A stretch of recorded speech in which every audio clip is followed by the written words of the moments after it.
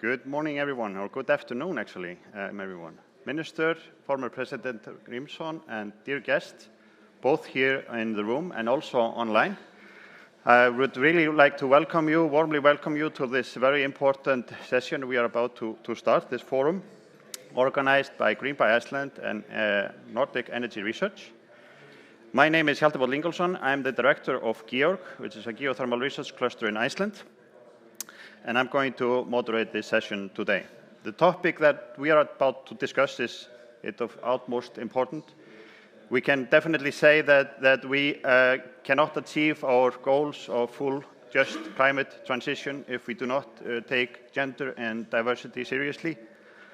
The primary topic or objective of this forum is to facilitate in-depth examinations of the correlation between gender equality and climate actions, and how to shape and pursue the just energy transition for all. We especially want to highlight a few topics, highlight the Nordic model that we have, showcase women's impact in general, promote inclusivity, and then share some best practices from Iceland and from elsewhere. To do that, we have a great lineup of speakers, beginning with our Honourable Minister of the Environment, Energy and Climate in Iceland, Mr. Guðlaugur Þórðarson, and following up with two panels that we want to discuss equality networks and efforts towards inclusivity, and then a second on best practices from Iceland.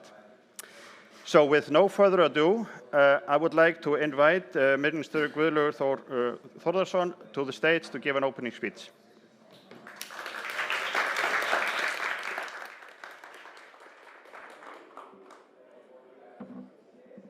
Thank you, Hjalti, and ladies and gentlemen.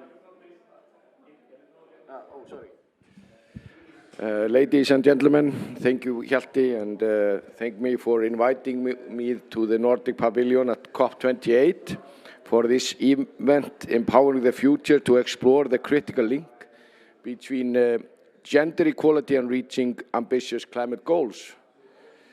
I, though, have to admit, I do not understand why there is two pictures of you, Hjalti, but none of me. But this is not equality, you know. We have to do something about this. But this COP has put the spotlight on inclusiveness to leave no one behind. Like we heard, it's time to unite, act, and deliver. As leaders convene here to discuss the most urgent issues and solutions to accelerate the progress towards a healthier planet, we must acknowledge the role of women and diversity plays in that path. We are all drivers of the biggest transformational and systematic change the modern world has seen. However, facing today's climate crisis, the fact is that women and marginalized population worldwide are disproportionately impacted. Tackling the climate crisis and ensuring clean and affordable energy is the way forward to ensure a sustainable and prosperous future for generations to come. So is gender equality and reduced inequalities. These are 3 out of 70 goals of the United Nations Sustainable Development Goals. Women make up half the world's population, yet the issue of equal opportunities and full empowerment of women in terms of participation, inclusion, responsibility and decision-making and more remains a challenge across the world, and different sectors meaning lost opportunities to make the most of our shared human potential. In the next 7 years, we must triple renewable energy and double energy efficiency in the world by 2030, according to the International Renewable Energy Agency, IRENA, as crucial steps to achieve 1.5 degrees towards 2030. According to IRENA, it has also been estimated that in the next 30 years, the energy sector will grow by over 30 million employees, over threefold its size. Today, renewable energy employs about 32% women, compared to 22% in energy sector overall. In Iceland, 27% of the energy sectors are women. Although it has been reassuring to see that more and more women come into the sector in energy, still only makes up to 32% of the decision-making power of the industry. Research consistently shows that the diverse teams tend to yield more effective and impactful decisions. Embracing a variety of perspectiveness enhances the quality and effectiveness of our decision-making processes towards a sustainable transition. The lack of equality and diversity in the innovation and energy ecosystem is a missed opportunity for value creation and green transition. So we need more women on deck to accelerate the transition and support the growth ahead. The energy transition, and we need to ensure equal empowerment at the decision-making table. The shift towards renewable energy presents unprecedented opportunities for women as well as marginalized population, where the race towards securing sustainable energy and zero carbon emission is on. It's true, women worldwide are still disproportionately impacted, but we must not forget that progress has been made. The Nordics are not only innovators regarding renewable energy, but also leaders concerning equality and the participation and empowerment of women in the labour market, including the energy sector. Iceland has been harnessing renewable energy for over a century, but the journey of women's rights and gender equality started long before that. Now, for over a decade, Iceland has ranked #1 in the World Economic Forum Global Gender Gap Index and is considered by many a role model when it comes to the advancement of women empowerment and gender equality. Icelandic women have fought hard to achieve this. Iceland's story shows that unity of strong women and advocates of gender equality have collectively and steadfast pushed boundaries by challenging status quo and finding new ways for the benefit of the entire society, men and women. Systematic and legislative changes have played a role, including the Act on Equal Status and Equal Rights of Women and Men, an Equal Pay Act and certification, and so has Iceland's electoral system and gender quotas. Today, 80% of women in Iceland are active in the workforce. Women occupy about 42% of managerial roles.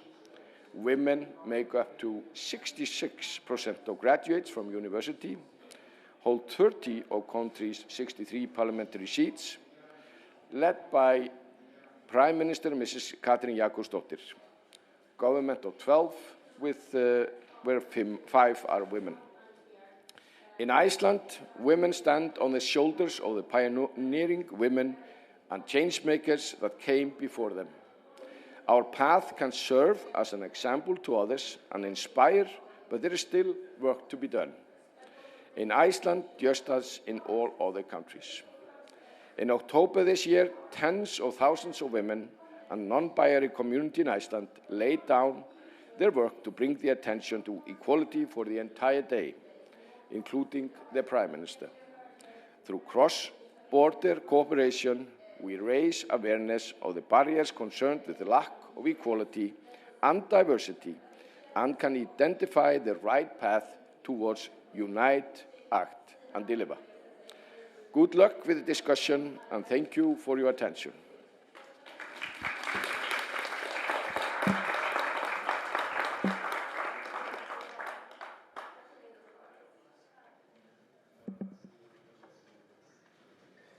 Thank you very much, Minister, for your encouraging words. And I apologize for the picture. I don't know what that was. I'm trying to increase my visibility, but not this way. Apologies over that. So now I think it's a time for the panel, the first panel of today, or the panel number 1 of 2. And for that, I wowould like to invite to the podium here, or to the stage here, Astrid Bratil. Sorry, Astrid Bratil. She is the advisor of Nordic Energy Research and project manager of Nordic Energy Equality Networks. Also to the stage, I would like to invite Natalie Weber, and she is the project manager for Global Women's Network for Energy Transition. And then, last but not least, Kristín Linda Árnadóttir, Deputy CEO of Landsvirkjun in Iceland, National Energy Company. So we will start this with a few slides. Astrid, you will basically set the tone for the discussion. So take it away. Yeah, because it's, yes. Thank you. So I thought, just to set the framework, I mean, the Nordic region is almost always portrayed as very focused on inclusion and equality. And while this is true in many sectors, the energy sector, it's a bit different. So what we did 2 years ago, we made a report with statistics from gender equality in the Nordic energy sector, which was led by us, Nordic Energy Research, and Nordic Energy Equality Network, which I'm a part of. So, just very briefly, to sum up 60 pages in 2.5 minutes, I'll start with the first one. So we're looking at 3 different the companies, authorities, and in education as well. So looking at the statistics, we can see that there's a very low representation in leading position, which means that we have less influence than we want to. 16% of CEOs and 16% of board chairpersons are women, which is extremely low. And then in 95% of companies, there was a majority of men in leading positions, which means that there's a majority of women in 5% in the leading positions in the companies. So that's energy companies. Moving on to the next slide. We see in academia, in research groups, it's quite evenly distributed. Where we look at university departments, 12% of women department leaders and 19% of women professors, which is extremely low, I would say. So the last part is authorities. So this has a quite good gender balance. It's 46 gender balance for employees, while looking at the leaders, it's still quite scarce. Everyone in the authorities have gender equality policies, and they have frameworks for focusing on inclusion and diversity, but it's not really helping. As we can see, head of organizations, we still have only 27% women. So why are we talking about this at all? Is this interesting? Is there anything we can do? We think that there are lots of benefits of gender equality. We have seen that it's better management, it's boosting the innovation. We can see that the institutions, authorities, and companies who have female leaders have better performance, and it's higher profitability as well. But most importantly, if we want a just transition, we'll have to include everyone. We need all hands on deck. So that was very brief. If you want to read lots more, you can have a look at this report. And we're publishing a new report next year as well, hopefully with better statistics. But we'll see. We don't know. Thank you. Thank you so much. Yes, definitely. We would want to see higher numbers for women in energy. And we're moving along slowly, ups and downs. But if I start now, a few questions and discussions. Natalie, if I start with you, what kind of activities can you do in your network, like the Global Women's Network? Thank you for having us here. So what we do, we give them opportunities to connect with other professionals in the energy sector, so give them exposure to different areas that they could work. We also give them space to showcase their own achievements, and we also provide mentoring programs in which they can have a career advice. So in a nutshell, we create the framework for them to develop a new set of skills. So basically, the networks are in the front line on the empowerment of women. And Astrid, if you follow up the Nordic network, is that similar or? It's similar. So we have the same network as well, and obviously there are lots of things we can do in the workplace, and the authorities can implement like gender policies and stuff. We've seen that inclusion and more flexibility at the workplace, like maternity leave and everything, is very important. But I think the networks really matter because you can talk to each other, you can have vocational training, and you can encourage each other. So amongst many of the things that we do, I think really the encouragement of each other is very good. We have an expert list, and we're trying very hard to recruit experts. But the problem often is that when you ask women, yes, do you want to be a part of this panel? Do you want to be a part of the expert network? The standard reply from women, unfortunately, is very often, no, but I'm not really an expert. I've only worked with this for like 27 years. I'm an engineer. I have a PhD. It's very difficult. So I think just encouraging each other, and some of the problem is that we don't have enough applicants for the higher positions. I think helping each other and motivating each other is really important in these kind of networks. Good to hear, yeah, I agree. And Kristín, Linda, you are not only the Deputy CEO of Landsvirkjun, you're also the chair of Samorka, the what is it called in English? The foundation. Foundation for microphone, yeah. Sorry, forgot the microphone. Yes, Samorka is the Confederation of Utilities and Energy Companies in Iceland. Mm-hmm. So we come together in Samorka. Mm-hmm. And you have been working on gender issues as well, in both in Landsvirkjun and in Samorka. Yes, and we've been working very actively there, and sort of like going through our structures and where we can do better. Mm-hmm. But in general, I would say that we are also very happy with KIO, which is Icelandic for Konur í Orkumáli, or Women in Energy in Iceland, which is a similar network, and it has been working very, very well. And I think these types of networks are sort of like a foundation where you can meet your colleagues and sort of like encourage each other in what ways we want to work better together. Because we all need somebody to talk to, sharing experiences. Mm-hmm. Mm-hmm. Thank you. You mentioned some of the tools earlier with the expert list and so on. Are there any other tools you would like to review, example, like Astrid? Well, we could start with like the gap in pay. That would be nice to fix.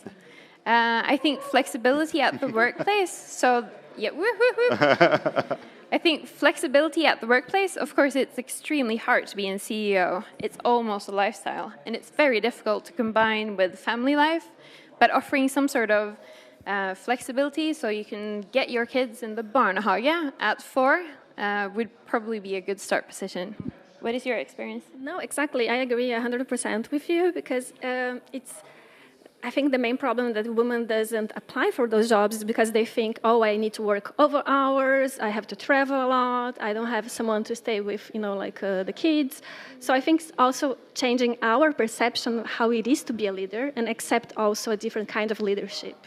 I think that's also something important for every one of us to think about it. So you mean like, encouraging each other, patting each other's back and trying to show by example good ways of how to combine family life and high positions. Exactly. And of course we as males also need to take more responsibilities at home. We always get that quite a lot, but but that's really what we need to do, and we need to show the same support to this as you to each other, definitely. Kristín, do you want to add something to this? Any tools you would think about? I would say that there are sort of like 5 major things that we can do, and especially talking into the energy sector, that we can do to sort of further gender equality. And first of all, we need to look at just the basic general gender policies. We talked about the wage gap. That is, of course, not acceptable. And for example, in Iceland, we have a legislation that bans discrimination with wages based on gender. So if you find out that there is some, you can go to the courts with that. but also to have legislation like on equal gender in the boards. And we can see that if you compare Icelandic boards in this sector compared to Europe as a whole, because we see the Nordic picture, and then there is 44% women in boards in Iceland, 27% in Europe. And you can also see the trickling down effect, so that you can see that in the management board, there is 38% women, and there we don't have a legislation about that, but 18% in Europe. So we can see a clear trickling down effect into that. I also want to mention education. We need to make sure that women that are going to college, seeking for higher education, also go to the STEM subjects, and also look at vocal training, because there is huge potential, especially with the changing jobs that we are seeing in the energy market going forward. Number 3, role models. There are women, strong women leaders in the energy sectors. Show them, you visualize them, and talk about them. And we have been doing this very actively, for example, in Landsvirkjun, our national power company of Iceland, finding in the history the women that we were heroes. But we maybe didn't put the spotlight on them. So I think that is really important. Cooperation, that is a key.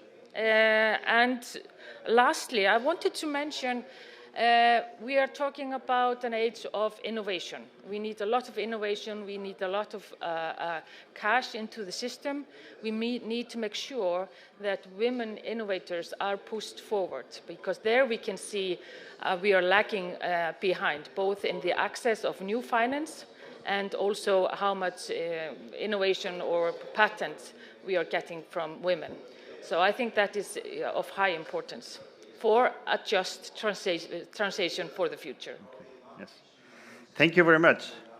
I also think that getting men on board is super nice. It's very easy to recruit men as a speaker to anything that has to do with energy. Mm-hmm. But as soon as I say, like, energy research, is that something? Sure. Oh, it's about gender equality. Oh, my God. Then it's like, we're all in this together. Exactly. I totally agree. Any last words from you, Astrid? I think we are about to finish this. No, I'm glad that we have men on board here, and that we have the minister here also talking about this. So I'm super excited that this is really moving forward. So thank you. Thank you very much. I think that we need to move to the next panel. Please applaud.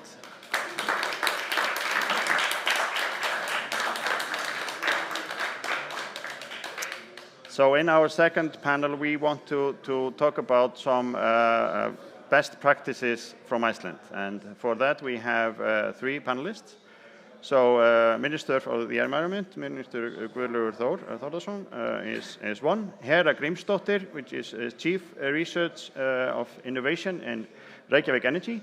And then thirdly, Kristjánsdóttir from some carbon recycling. She is the Chief Commercial Officer of that. So this has been quite interesting discussions. And beginning with you, Minister, what do you see as the economic, social, and environmental benefits of gender equality and diversity to empower the future? Well, I think it's often good to look to the past. And to be honest, and we have made quite an achievement, Icelanders. I mean, unfortunately for you, then I went through few of the numbers, because it's never fun to listen to numbers. But it's important to have the facts right. And we have really achieved quite a lot. And actually, in my earlier life, I was the chairman of the board and in the board of Reykjavík Energy. And you never, it was in 2004 to 2007, something like that. You never saw a woman at any meetings. If it was a woman there, she was probably lost. She just it was only men's game. And here we saw the numbers that is profitable, and it just makes sense for us to have women and more diversity when it comes to energy, but it's the same in every sector. And if you think about it, which politician in Iceland, there are all kinds of politicians in Iceland, which one says we should go back? This gender equality, it was not a good idea. I want old Iceland back. None.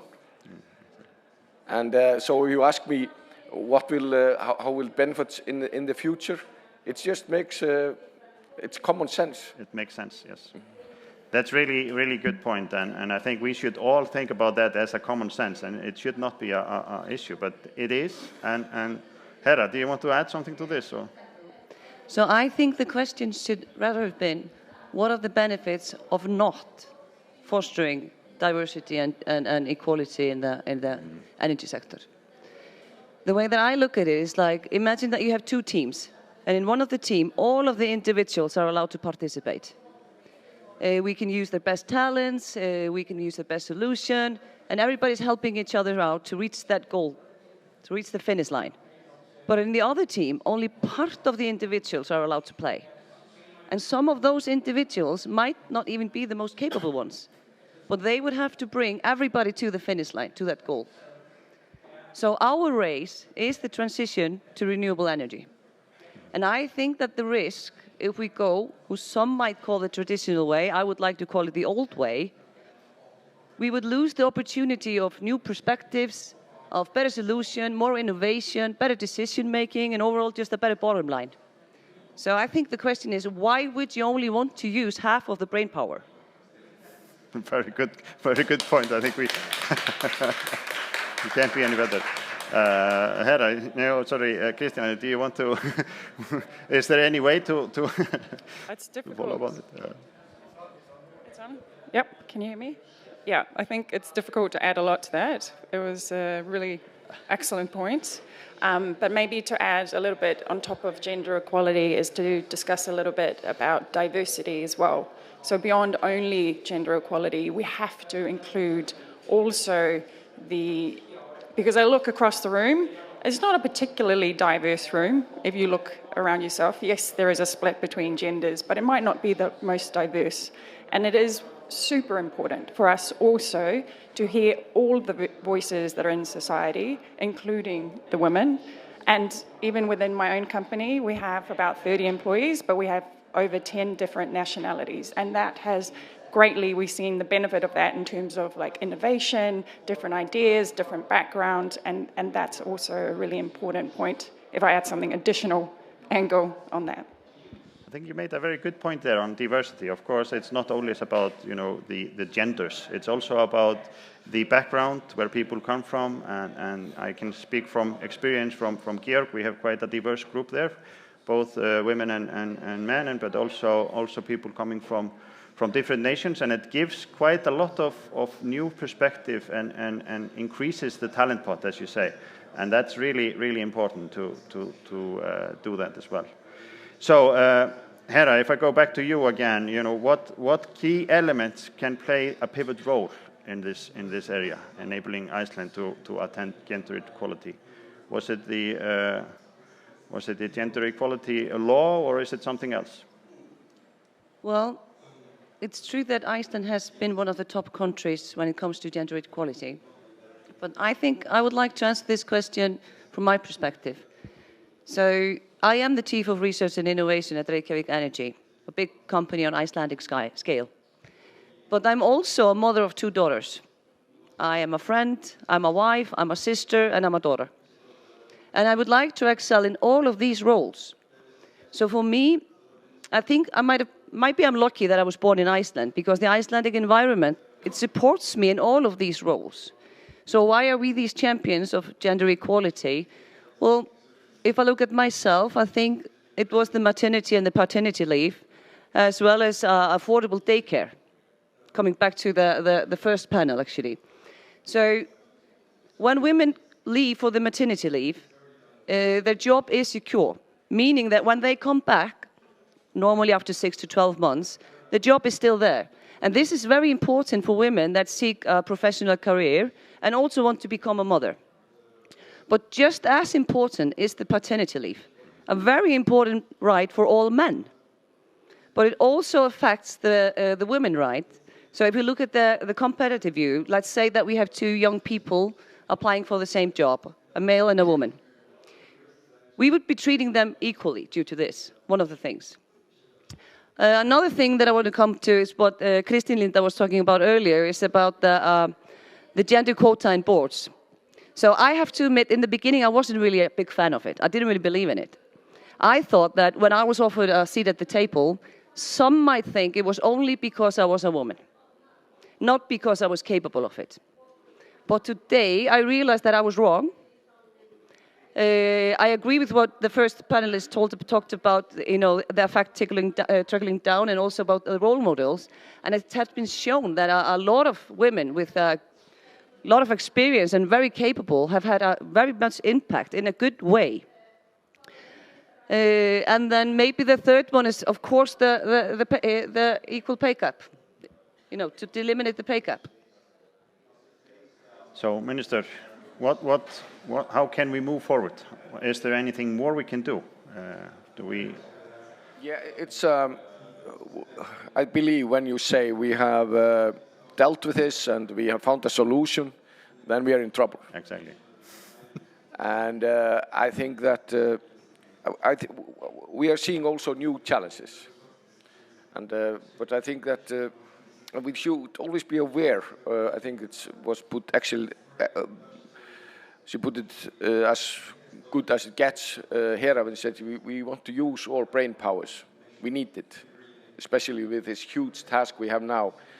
And we should also, with the first time I wrote a piece about gender equality, it was about that it makes just perfect sense for us men.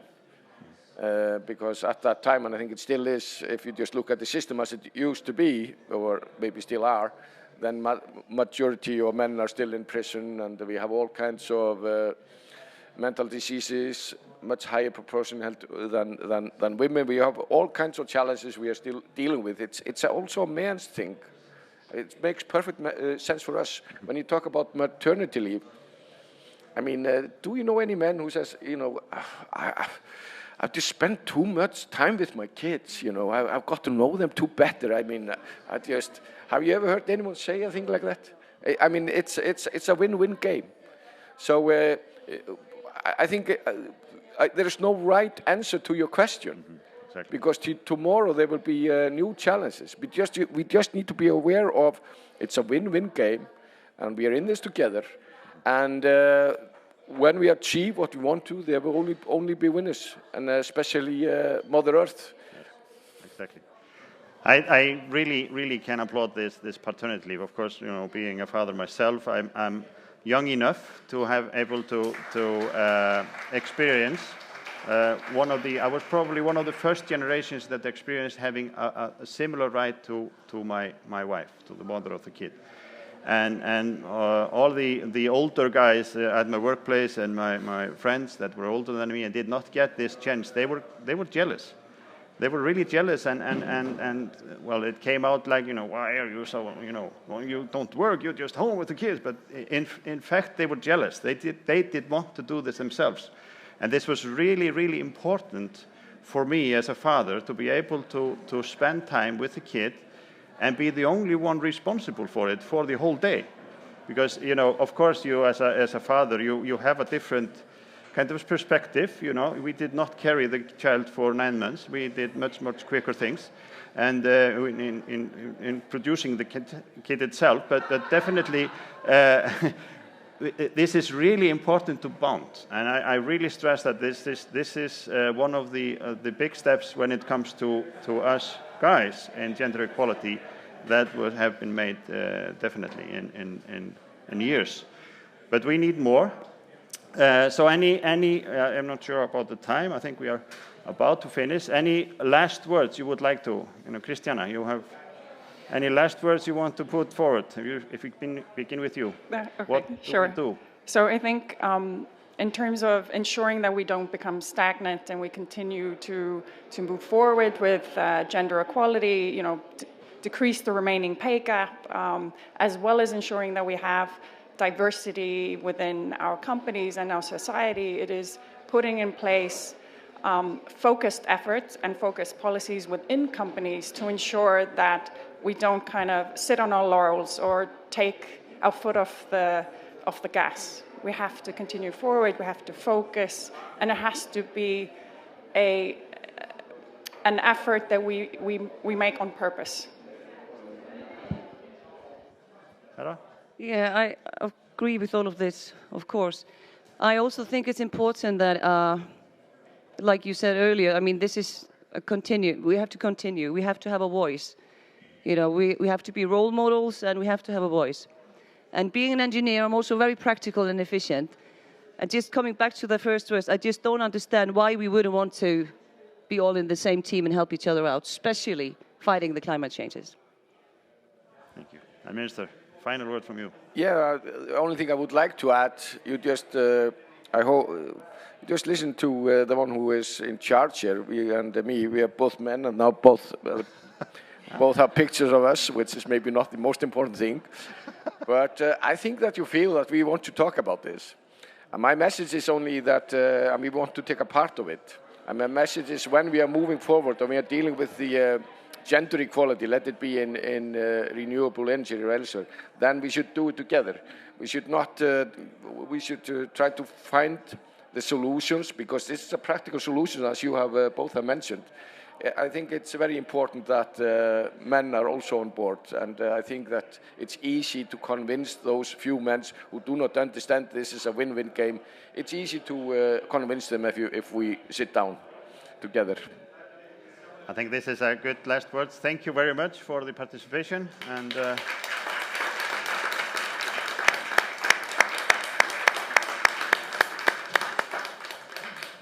just to wrap up, we need all hands on deck, and the males need to take part as well. I think we have a video kind of to close this off, isn't it? If you just play that, and thank you very much for participating, and roll on. For over 100 years, we at Reykjavík Energy Group have been trusted to supply water, sewage, electricity, geothermal heating, and internet to most of the Icelandic population. In the historically male-dominated utility sector, achieving gender pay equity has been a steadfast pursuit guided by unwavering principles. In 2011, we recognized that gender equality wasn't just an aspiration, but a strategic imperative. The decision to close the gender pay gap marked the genesis of a remarkable journey that has forever changed our organization and the landscape of gender parity in our industry. One of our proudest achievements has been developing, in collaboration with the startup Pay Analytics, an innovative calculation model. The pioneering solution enabled us to measure and address our gender pay gap accurately. With real-time data at our fingertips, we embarked on a mission to bridge the gap, ensuring that every individual's contribution was recognized and valued equitably. Through our resolute efforts, the gender pay gap at Reykjavík Energy Group went from 7% in 2010 to 2% in 2015, a remarkable accomplishment in itself. However, we didn't stop there. Our ultimate triumph came in 2017 when the gender pay gap at Reykjavík Energy Group was ultimately closed. And since then, it has only been measured in incremental units. We're also proud to inform that since 2012, we have had an even number of men and women in administration positions. But our journey doesn't end with statistics. It is a testament to our dedication to fostering an environment where every individual, regardless of gender, is empowered to thrive and succeed. We've challenged traditional norms and biases, creating a workspace where inclusion and opportunity know no boundaries. Our initiatives extend beyond policy changes. They've been ingrained in our culture. We've reimagined job titles to be gender neutral, dismantling linguistic stereotypes perpetuating gender biases. We've embraced a comprehensive approach to education, offering courses on gender equality to every employee, empowering us all to be advocates for change. Together, we've transformed challenges into triumphs and adversity into opportunities. Closing the gender pay gap is a testament to the power of unwavering commitment, innovative thinking, and a collective vision for a more equitable world.